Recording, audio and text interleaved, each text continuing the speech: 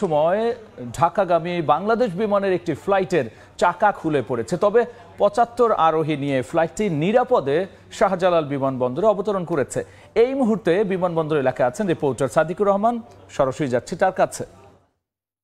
বিমান বাংলাদেশ এয়ারলাইন্সের এয়ারক্রাফট যে ফ্লাইটটি ছিল BG436, এই ফ্লাইটটি আসলে যখন উড্ডয়ন করে 1:35 মিনিটে কক্সবাজার থেকে, এবং উড্ডয়নের পরপরই যে বাম পাশের যে ল্যান্ডিং গিয়ার থেকে আপনার যেই চাকাটি, একটি চাকা খুলে পড়ে যায়।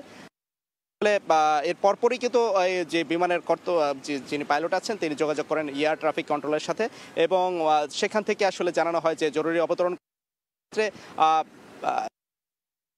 এয়ারলাইন্সের যেই ফ্লাইটটি কিছুক্ষণ পরে অর্থাৎ 2:22 অবতরণ করে আন্তর্জাতিক বিমানবন্দরে। সেই ক্ষেত্রে যখন অবতরণ করে সেটা এর আগেই এখানে ব্যাপক প্রস্তুতি নিয়ে রাখা হয়েছিল যে যেহেতু একটি চাকা খুলে পড়ে যায়, ল্যান্ডিংয়ের সময় কোনো ধরনের দুর্ঘটনা হয় কিনা সেই জন্য সতর্কতামূলকভাবে বিমানের যে কর্তৃপক্ষ এখানে এবং এখানে যারা নিরাপত্তা বাহিনী সবাই কিন্তু এসে আগে থেকেই এই যেই ল্যান্ডিংয়ের আগ মুহূর্তে এখানে থাকে সেই রানওয়ের পাশেই, কিন্তু কোনো ধরনের দুর্ঘটনা ছাড়াই নিরাপদেই অবতরণ করতে পারে। এবং এখানে কিন্তু 71 ক্রু সহ মোট শিশু মিলিয়ে সব যাত্রী মিলিয়ে 71 জন ছিলেন, সেই সবাইকে নিয়েই নিরাপদে অবতরণ করতে পারে। সেক্ষেত্রে কোনো ধরনের সমস্যা হয়নি, এবং আমরা যতটুকু জানতে পেরেছি যাত্রীরা অবতরণের পর তাদের গন্তব্যে কিন্তু চলে গেছেন।